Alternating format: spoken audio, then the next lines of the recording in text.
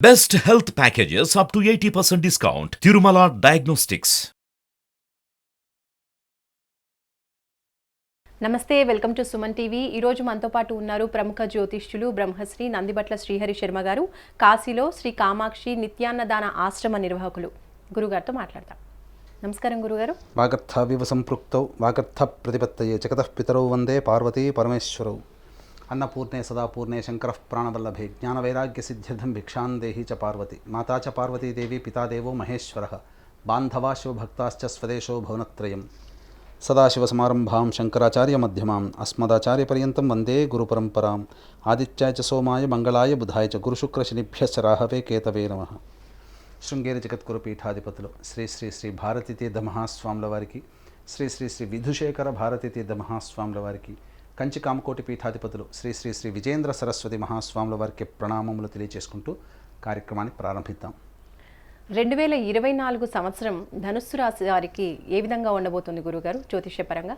ముందుగా వీక్షించేటువంటి సుమన్ టీవీ ప్రేక్షకులకి ఆంగ్ల నూతన సంవత్సర శుభాకాంక్షలు తెలియజేసుకుంటూ, ఈ 2024 సంవత్సరంలో ధనుస్సు రాశి వారికి ఏ విధమైనటువంటి ఫలితాలు ఉంటాయి, మంచి చెడు ఏ విధంగా ఉంటాయి, అలాగే ఆ యొక్క ఇబ్బందుల నుంచి ఎదుర్కోవడానికి ఎటువంటి పరిహారాలు పాటించాలనే విషయాన్ని క్లుప్తంగా తెలియజేసుకుందాం.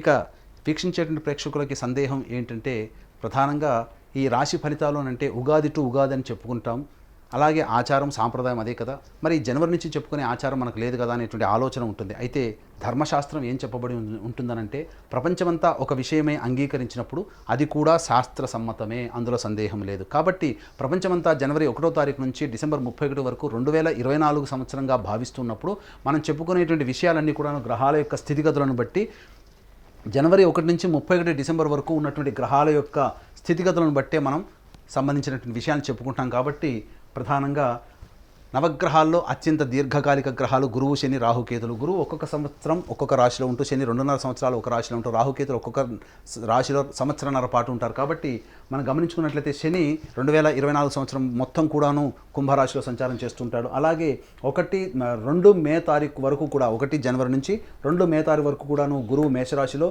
తదనంతరం 2 మే నుంచి డిసెంబర్ 31 తారీఖు వరకు కూడా వృషభ రాశిలో గురు సంచారం జరుగుతూ ఉంటుంది. అలాగే రాహుకేతులు ఈ సంవత్సరం అనగా 2024 సంవత్సరం అంతా కూడాను మీన కన్యా రాశిలో సంచారం జరుగుతున్నటువంటి కారణం చేత ధనుస్సు రాశి వారికి ఈ సంవత్సరం ఏ విధంగా ఉండబోతుంది అనేటువంటి విషయం మనం తెలుసుకున్నట్లయితే, ప్రధానంగా ఈ యొక్క గ్రహాల యొక్క సంచారాన్ని మనం 3 టైమ్ జోన్స్గా మనం లెక్క కట్టుకున్నట్లయితే, 1 జనవరి నుంచి 2 మే వరకు గురువు ఈ మేషరాశిలో సంచారం జరుగుతున్నది. కారణం చేత ధనుస్సు రాశి వారికి గమనించుకున్నట్లయితే, ప్రధానంగా యోగకారకుడు రాశ్యాధిపతి అయినటువంటి గురువు యొక్క మీద శని వీక్షణ ఉన్నటువంటి ఈ కారణం చేత ప్రధానంగా అలసత్వము, బద్ధకం పెరగడం, ప్రతి పని యందు కూడాను అనాసక్తి ఉండడం, ఏ పని చేయాలన్నా కానీ ముందు ఒకరు తోస్తే తప్ప పని పూర్తి చేయలేనటువంటి పరిస్థితి, అందరి సహాయ సహకారాలు ఉంటే తప్ప పని పూర్తి కాలేనటువంటి పరిస్థితి, ఇవన్నీ కూడాను ధనుసు రాశి వారికి ఏర్పడుతుంది. అంతేకాకుండా ప్రధానంగా ఎంత ప్రయత్నం చేసినప్పటికీ కూడాను ప్రతిదీ కూడాను సమస్యాత్మకంగా ఉండేటువంటి అవకాశం ఈ ధనుసు రాశి వారికి మే 2వ తారీఖు వరకు ఉంటుంది. అలాగే గృహానికి సంబంధించినటువంటి సమస్యలు, మానసికంగా సంతృప్తి లేకపోవడము, తల్లిగారి ఆరోగ్యం సరిగ్గా లేకపోవడం, ఇంకా గమనించుకున్నట్లయితే ప్రధానంగా విద్యార్థులకి సంబంధించి కాస్త కష్టపడితే తప్ప మంచి ఫలితాలు పొందలేనటువంటి పరిస్థితి ఈ ధనుసు రాశి వారికి ఏర్పడుతుంది. ప్రధానంగా రాశ్యాధిపతి మీద శని యొక్క వీక్షణ ఉండడం, ఈ కారణం చేత గురువు బలహీనుడైపోవడం, ఈ కారణం చేత ఆత్మన్యూనత ప్రభావం పెరగడం, సెల్ఫ్ రెస్పెక్ట్ అనేటువంటిది లేకుండా సెల్ఫ్ పిటీతో జీవితాన్ని గడపాల్సినటువంటి పరిస్థితి రావడం, అందరి దగ్గర కూడాను సహాయ సహకారాల కోసం చేయించాల్సినటువంటి పరిస్థితి, అందరినీ కూడాను వేడుకోవడం లాంటి పరిస్థితి రావడం అనేటువంటిది ధనుసు రాశి వారికి మే 2 వరకు ఉంటుంది. ఎటువంటి ప్రయత్నం చేసినప్పటికీ కూడాను సజావుగా సాగలేనటువంటి పరిస్థితి, అలాగే సరైనటువంటి ఆహార నియమాలు కూడాను పాటించాల్సినటువంటి పరిస్థితి ఈ యొక్క ధనుసు రాశి వారికి ఉంటుంది.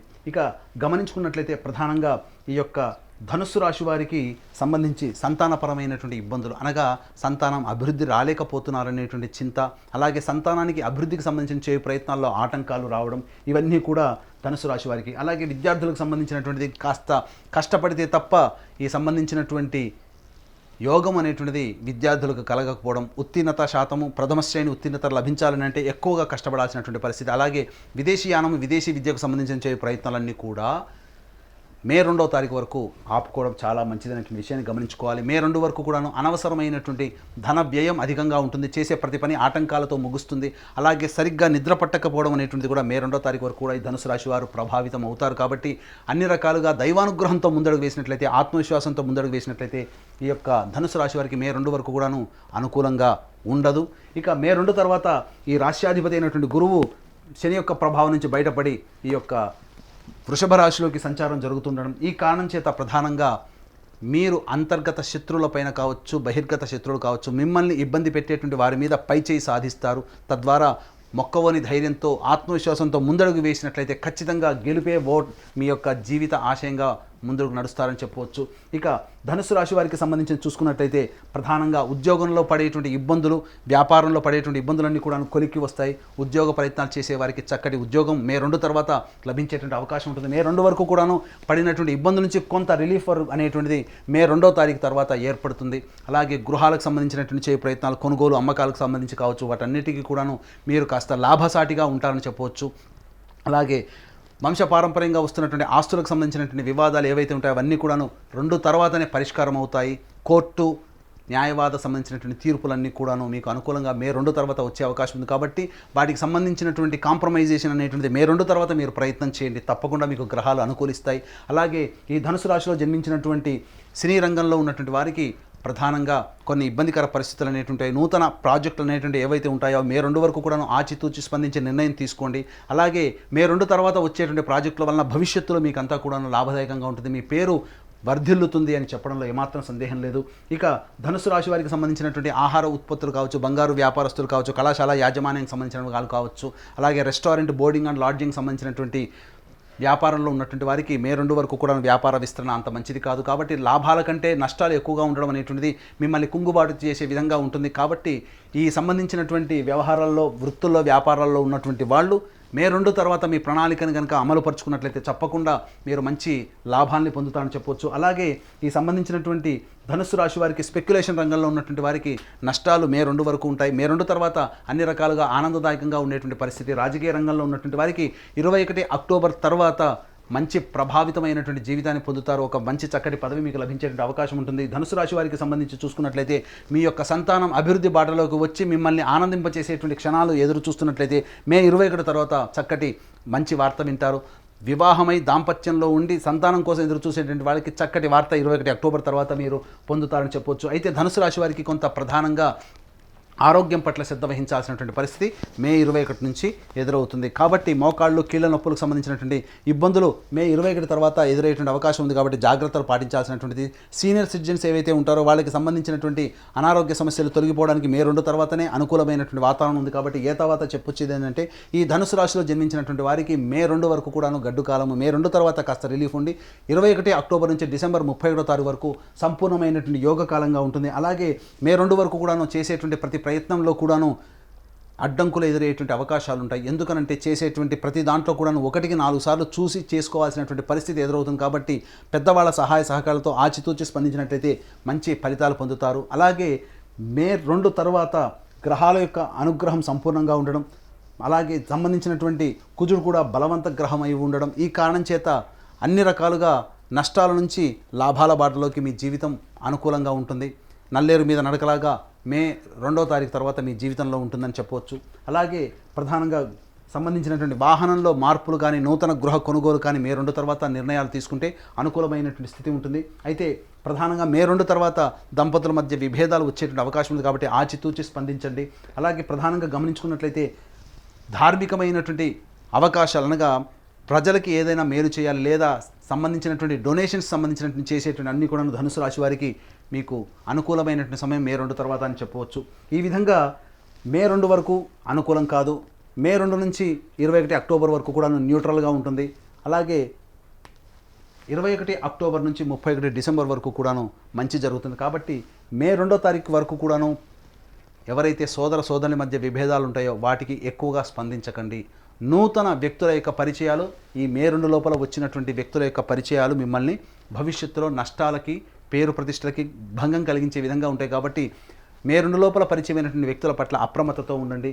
ప్రధానంగా గమనించుకున్నట్లయితే ఈ మొక్కవోని ధైర్యంతో ఆత్మవిశ్వాసంతో ముందడుగు వేయాల్సినటువంటి పరిస్థితి మే 2 వరకు అని గమనించగలరు. మరి ఈ సంవత్సరం అంతా కూడా పరిస్థితులు అనుకూలించడానికి అలాగే ఉన్న సమస్యలు కాస్త తొలగిపోవడానికి ధనుస్సు రాశి వారు ఏ దైవాన్ని ఆరాధిస్తే మంచిదంటారు? ధనుస్సు రాశి వారు ప్రధానంగా దత్తాత్రేయుని యొక్క ఆరాధన చేసుకున్నట్లయితే చాలా మంచిది. దత్త చరిత్ర పారాయణం అనేటువంటిది మీకు సమస్య కలిగినప్పుడు ప్రధానంగా దత్త చరిత్ర పారాయణం గురువారం నాడు ప్రారంభించి బుధవారానికి కంప్లీట్ చేయండి. ఈ విధంగా 6 పారాయణాలు కానీ 9 పారాయణాలు కానీ చేయండి, మీ సమస్యకి పరిష్కార మార్గం లభిస్తుంది. అలాగే సూర్య ఆరాధన చాలా విశేషాన్ని మీకు యోగిస్తుంది. కాబట్టి ప్రతి ఆదివారం రోజున విష్ణు సహస్రనామ పారాయణం చేయడం, ఆదివారం రోజున మాంసాహారాన్ని నిషేధం చేసుకోవడం, ఇవి పాటించినట్లయితే చాలా మంచి ఫలితాలు పొందుతారు. అలాగే వీక్షిస్తున్నటువంటి ప్రేక్షకుల్లో 2023 గతించిపోయి 2024లోనైనా కానీ ఆశాజనకమైనటువంటి జీవితాన్ని పొందాలి, మంచి భవిష్యత్తు కలగాలి, అనుకున్నటువంటి సంకల్పం నెరవేరాలనేటువంటి ఆలోచన ఉంటుంది. ఎంత కష్టపడ్డప్పటికీ కూడాను, ఎన్ని ప్రయత్నాలు చేసినప్పటికీ కూడాను, నిజాయితీతో ఉన్నప్పటికీ కూడాను రవ్వంత దేవతానుగ్రహం కూడా కావాలి. కాబట్టి ఇటువంటి దేవతాను అనుగ్రహించే సంకల్ప సిద్ధి హోమాలు మా పీఠం ఆధ్వర్యంలో ప్రతి నెల 21 రోజుల పాటు ప్రతి నెల జరుగుతాయి సంకల్ప సిద్ధి హోమాలు. అలాగే తండ్రి వైపు 7 తరాలు, తల్లి వైపు 4 తరాల్లో ఏవైనా దుర్మరణాలు అనగా road accident, fire accident, suicide attempt, నదిలో బావిలో పడి చనిపోవడం, ఇంట్లోంచి వెళ్ళిపోవడం, లివర్ ఫెయిలే, కిడ్నీ ఫెయిలే, క్యాన్సర్తో చనిపోవడం, 60 సంవత్సరాల లోపల ఈ విధంగా చనిపోయిన, కులాంతర మతాంతర వివాహాలు జరిగిన, వీటన్నిటినీ కూడాను పితృదోషం లేదా పితృశాపం అని అంటారు. కాబట్టి ఇట్టి పితృదోషం లేదా పితృశాప నివారణకి మా పీఠం ఆధ్వర్యంలో నిజాయితీగా సశాస్త్రీయంగా జరిపించబడతాయి పితృదోష నివారణ పూజలు. అలాగే కాశీలో మా సొంత భవనం శ్రీ కామాక్షి నిత్యాన్నదాన ఆశ్రమంలో ప్రతినిత్యం శివబంధువులకి కాశీలో అన్నదాన కార్యక్రమం జరపబడుతుంది. మీ పుట్టినరోజున కానీ పెళ్లి రోజున కానీ మీ యొక్క సంతోషాన్ని మీ కుటుంబ సభ్యులతో లేదా మీ బంధువులతో ఎలా అయితే జరుపుకుంటారో అంతే సమానంగా కాశీలో ఉన్నటువంటి శివబంధువులతో కూడా జరుపుకోవాలని భావించినట్లయితే కార్యక్రమం తొందరగా కాంటాక్ట్ చేసి అన్నదాన వివరాలకు సంబంధించినటువంటి పూర్తి వివరాలు తెలుసుకోవచ్చు. అలాగే అదృష్ట సంఖ్య, అదృష్ట వారం ధనుస్సు రాశికి తెలియచేయండి గురుగారు. అదృష్ట వారము ఆదివారము, గురువారము. అదృష్ట సంఖ్య 1, 3. ధన్యవాదాలు గురుగారు. సర్వం శ్రీ ఉమామహేశ్వర పరబ్రహ్మార్పణమస్తు.